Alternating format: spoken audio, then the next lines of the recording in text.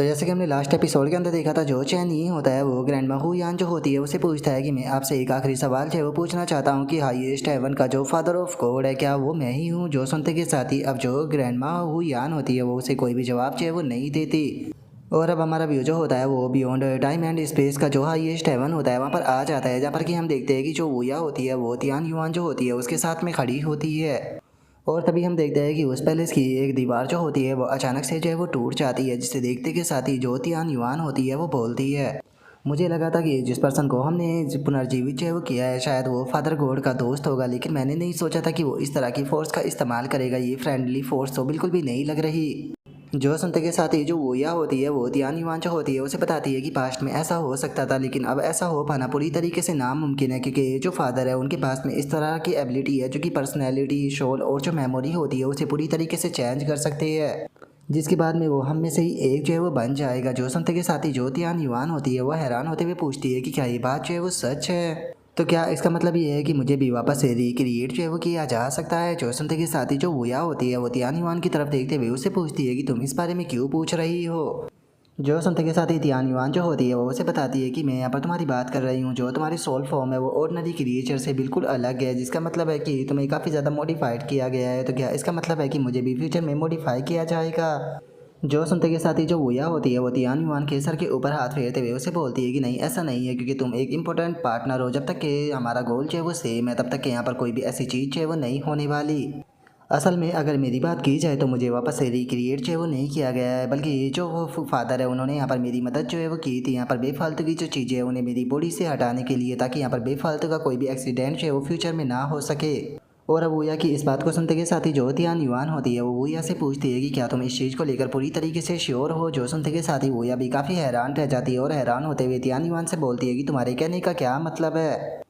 जो सुनते के साथ ही अब तियान युआन जो होती है वो उसे बताती है कि देखो, मेरी आंखें जो होती है वो रियल चीज़ों को नहीं देख सकती, लेकिन मैं उन चीज़ों को देख सकती हूँ जिसे कि कोई नहीं देख सकता, जिसे कि एसेंस ऑफ एवरीथिंग कहा जाता है। तुम कह सकती हो कि मैं जो टाइम के फ्लो है उसके अंदर झांक सकती हूँ, और टाइम के ओशन के अंदर मुझे जो पर्सन नज़र आता है उस पर्सन का कंपैरिजन जो है वो तुमसे किया जाए तो तुम उससे बिल्कुल अलग दिखाई देती हो। और अगर तुम यहाँ पर मेरे से पूछो तो मैं कहना चाहूँगी कि इस टाइम पर तुम पूरी तरीके से इनकम्प्लीट हो, और जो तुम्हारी पास्ट वाली इमेज है वो ज़्यादा बेहतर है। और अब तियान युआन की इस बात को सुनते के साथ ही जो वुया होती है वो गुस्सा हो जाती है और गुस्से में बोलती है कि ये चीज़ जो है वो इम्पॉसिबल है, मेरी डेस्टिनी जो है वो अभी भी एग्जिस्ट करती है, मेरे पास में अभी भी डिवाइन बॉडी है, मेरी जो सोल है वो पूरी तरीके से परफेक्ट है। यहाँ तक कि इस टाइम पर जो मेरी कल्टीवेशन है वो यहाँ पर जो ग्रेट डाव है उसके पीक पर जो है वो पहुँच चुकी है। तो मुझे बताओ कि जो मेरी पास्ट की बॉडी थी जो कि किसी भी काम की नहीं थी, आखिर वो मेरी इस बॉडी से ज़्यादा परफेक्ट कैसे हो सकती है। जो सुनते के साथ ही जो तियान युआन होती है वो वुया से बोलती है कि लेकिन उसके बाद भी जो तुम्हारा दिल है वो तुम्हारे पास में नहीं है।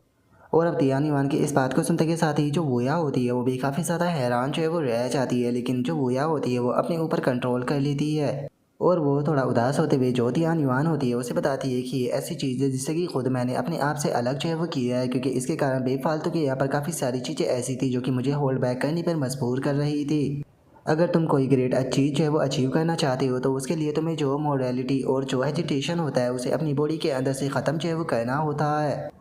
और ये ग्रेट प्राइज है वो मुझे पे करना ही पड़ेगा अगर मैं जो सेक्रेड फियोनिक्स क्लैन है उसे वापस से रिवाइव जो है वो करना चाहती हूँ। तो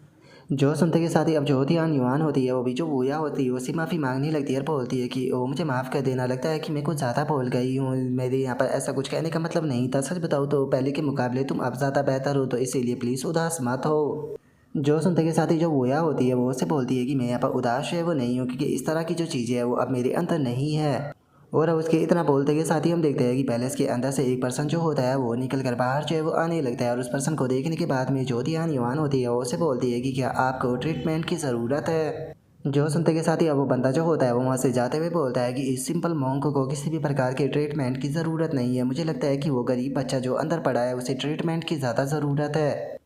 तो इसीलिए उस बच्चे को बोल देना कि मेरी नज़रें जो है उसके ऊपर रहने वाली है, और उसने मुझसे जो वादा किया है अगर उसने उस वादे को तोड़ा तो याद रखना कि मैं पर्सनली फ्यूचर में आकर खुद उसे अपने हाथों से ख़त्म करूँगा। और अब इतना बोलते के साथ ही वो बंदा जो होता है वो वहाँ से चला जाता है। और गाइस मैं आपको बताया था कि ये बंदा जो है वो कोई और नहीं था बल्कि ये वही मोंग था जिसके बारे में जो लिंग शान थी उसने जियाओशी को बताया था। जिसके बाद में अब हमारा व्यू जो होता है वो पैलेस के अंदर आ जाता है, जहाँ पर कि हम देखते हैं कि पूरा पैलेस जो होता है वो टूटा फूटा पड़ा होता है। तभी हम जो गॉड फादर होता है उसे देखते हैं जिसकी की हालत काफ़ी ज़्यादा बुरी होती है।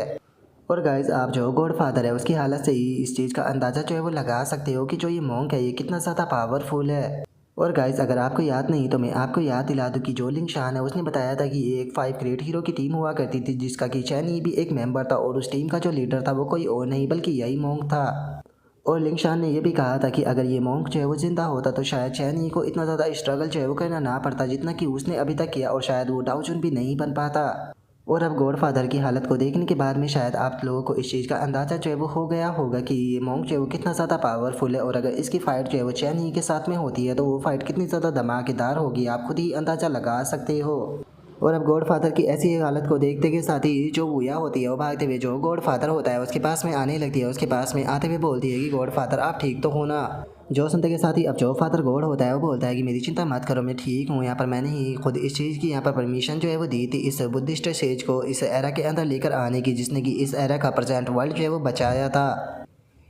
यहाँ पर एक ही बार में फिजिकली 3 स्टार से 7 स्टार को प्राप्त करना सच में इस चीज़ के लायक था। मैं इस चीज़ को देखकर बहुत ज़्यादा खुश हूँ और अब फाइनली मैं थोड़ा शांत जो है वो बैठ सकता हूँ। और इससे अलग मैं चाहता हूँ कि तुम हेस्टर को बोलो कि वे अपने सभी कोड जो है उन्हें वापस जो है वो बुला ले और कुछ टाइम के लिए शांत जो है वो बैठ जाए। और इससे अलग यहाँ पर कोई भी जल्दबाजी करने की कोई ज़रूरत नहीं है क्योंकि चैनी का नाश होना तो अब पूरी तरीके से कायम जो है वो हो चुका है। और रही बात हेवनली आर्टिफैक्ट की तो तुम्हें जल्दी से जो 9th हेवनली आर्टिफैक्ट है उसकी लोकेशन का पता लगाना होगा और खुद की उसके मास्टर जो है वो बनाना होगा। और इतना बोलकर अब गॉडफादर जो होता है वो टियान युआन जो होती है उसे बोलता है कि यहाँ पर जो बाकी के 2 है उन्हें मैं तुम्हारे ऊपर छोड़ता हूँ। जो सुनते के साथ ही जो टियान युआन होती है वो भी ओके बोल देती है। जो सुनते के साथ ही जो वूया होती है वो सारा देते हुए जो फादर गॉड होता है उसे उठाने लगती है और बोलती है कि आपकी हालत सही नहीं है आप ज़्यादा बात है वो मत कीजिए। जो सुनकर फादर गॉड जो होता है वो बोलता है कि अरे कोई बात नहीं ये टोइस्ट का जो इंटेंशन है वो मेरे लिए इनफ है। इस टाइम पर मैं जो सर्कुलेशन है उसके अंदर जो है वो जाने वाला हूँ ताकि मैं सभी डाव को परफेक्ट जो है वो कर सकूँ। एक बार जिस टाइम पर सभी डाव जो है वो इविल यूनिटी के अंदर बदल जाएगी तो उसके बाद में सभी विल जो है वो ख़त्म हो जाएगी। तो इसीलिए बस अब तुम लोगों को मेरे वापस लौटने का इंतज़ार जो है वो करना होगा क्योंकि जिस दिन मैं वापस लौटूंगा उस दिन से एक नए वर्ल्ड की शुरुआत जो है वो यहाँ पर होगी। और अब फादर गॉड के इतना बोलते के साथ ही हमारा व्यू जो होता है वो वापस से इटर्नल डीमन पैलेस जो होता है उसके ऊपर आ जाता है जहाँ पर कि चैनी जो होता है वो थोड़ा सोच रहा होता है। जो देखकर ग्रैंड माँ हुयान जो होती है वो चैनी से बोलती है कि क्या हो गया तुम आधे घंटे से लगातार सोच रहे हो लेकिन क्या तुम अभी तक भी जो है वो नहीं समझ पाए हो। सच बताओ तो अब तुम पहले की तरह बिल्कुल भी जो है वो नहीं रहे हो। तुम हर एक चीज़ के ऊपर बहुत ज़्यादा फोकस करते हो और बाकी की सभी चीज़ों को इग्नोर जो है वो कर देते हो जिस कारण तुम बहुत ज़्यादा बोरिंग हो चुके हो। मुझे तो समझ में नहीं आता कि जो बोलिंग है वो तुम्हें कैसे संभालती है। और अब इतना बोलते के साथ ही जो ग्रैंड माँ हुयान होती है वो वहाँ से जाने लगती है और वहाँ से जाते हुए बोलती है कि ठीक है तो तुम सोचते रहो मेरे पास में यहाँ पर तुम्हारे साथ में टाइम पर बात करने के लिए बिल्कुल भी नहीं है। मैं यहाँ पर दूसरे जूनियरों के साथ में खेलने के लिए जा रही हूँ। और इतना बोलकर ग्रैंड माँ हुयान जो होती है वो वहाँ से जा रही होती है लेकिन तभी चैनी जो होता है वो उसे रोक देता है। जो देखते के साथ ही ग्रैंड माँ हुयान जो होती है वो काफ़ी ज़्यादा घबरा जाती है। तभी चैनी जो होता है वो बोलता है कि ग्रैंड माँ हुयान आप जो बाइकिंग है उसे लेकर कहाँ पर जा रही हो। जो सुनते के साथ ही ग्रैंड माँ हुयान जो होती है वो बहुत ही फनी तरीके से चैनी को आकर लात मारने लगती है और उसे बोलती है कि क्या हो गया अगर ये बच्ची जो है वो चाइल्ड ऑफ डेस्टिनी है तो क्या तुम्हें लगता है कि मुझे इसकी कोई चिंता है। आखिर तुम्हारा क्या ही बिगड़ जाएगा अगर तुम अपनी एक स्टूडेंट को मुझे सर्व करने के लिए दे दोगे तो मैं बस इसे अपने पास में कुछ दिनों ही रखने वाली हूँ। लगता है कि ब्रैड तुम्हें अपने एल्डरों की बिल्कुल भी रिस्पेक्ट जो है वो नहीं रही। जो सुनते के साथ ही चैनी जो होता है वो उसे शांत करने लगता है। जो देखकर अब ग्रैंड माँ हुयान जो होती है वो बोलती है कि ठीक है तुम सच में बहुत ज़्यादा बोरिंग हो तो चलो ठीक है यहाँ पर जाने से पहले मैं जो वो गोल्डन गर्ल है उससे मिलना जो है वो चाहती हूँ तो इसीलिए जल्दी से उस गोल्डन गर्ल को यहाँ पर बुलाओ। जो सुनते के साथ ही चैनी जो होता है वो बोलता है कि क्या आप जियाओसी की बात कर रहे हो। जो सुनते के साथ ही जो हुयान होती है वो बोलती है कि हाँ बिल्कुल वो खुद अपनी जो एग्जिस्टेंस है उसके बारे में कुछ भी नहीं जानती। और अब उसके इतना बोलते के साथ ही हम देखते हैं कि जो जियाओसी होती है वहाँ पर आ जाती है जिसे देखने के बाद में जो ग्रैंड माँ हुयान होती है वो उससे बोलती है कि तुम्हारा नाम जियाओशी है ना। जो सुनते के साथ ही जियाओशी जो होती है वो बोलती है कि हाँ ग्रैंड माँ हुयान क्या आपको मुझसे कुछ चाहिए था। जो सुनते के साथ ही ग्रैंड माँ हुयान जो होती है वो थोड़ा सीरियस होते हुए जो जियाओशी होती है उसे बोलती है कि तुम्हें मेरे सामने इस तरह की जो एक्टिंग है वो करने की कोई ज़रूरत नहीं। और ग्रैंड माँ हुयान की इस बात को सुनते के साथ ही जो जियाओशी होती है उसे कुछ भी समझ में नहीं आता। वो उसे बोलती है कि ग्रैंड माँ आपके कहने का क्या मतलब है मुझे कुछ भी समझ में नहीं आ रहा। जो सुनकर जो हो ग्रैंड माँ हुयान होती है वो अपनी असली फॉर्म में आते हुए बोलती है कि मैंने आज तक केवल 3 ही पर्सनों को अपनी डिसाइपल बनाई है जिसमें पहली थी वोलिंग दूसरी थी वोया और तीसरी थी मोशी। ये तीनों ही लड़कियां जो है वो बचपन से ही मेरे साथ में जो है वो रही है। और अगर बात की जाए मेरी तो ना तो मैंने कभी भी किसी से शादी की और ना ही मेरे कोई बच्चे हुए। इसीलिए जो तीनों की तीनों मेरी डिसाइपल थी वही मेरे लिए मेरी बच्चियों की तरह थी। तो मेरी जैसी एक मदर जो कि एक सेलेस्टियल बीइंग है उसके साथ में ऐसा कैसे हो सकता है कि वो अपने ही बच्चों का जो स्पिरिचुअल ऑरा है उसे महसूस है वो ना कर पाए। इसीलिए मुझे बताओ कि तुम आखिर हो कौन और तुम्हारे बॉडी के अंदर मुझे एक ही टाइम पर यहाँ पर जो वूलिंग और जो वूया है उन दोनों का ही यहाँ पर काली काल का जो हो रहा है वो महसूस जो है वो क्यों हो रहा है। और अब ग्रैंड माहू यान के इतना बोलते के साथ ही जो हमारा आज का एपिसोड है वो यहीं पर ही कंप्लीट जो है वो हो जाता है। तो नेक्स्ट एपिसोड के अंदर देखिए कि आखिर क्या होता है। अगर आप लोगों को वीडियो अच्छी लगी हो तो लाइक करना, चैनल को सब्सक्राइब करना। मैं मिलता हूँ नेक्स्ट एपिसोड के अंदर, तब तक के लिए बाय बाय गाइज।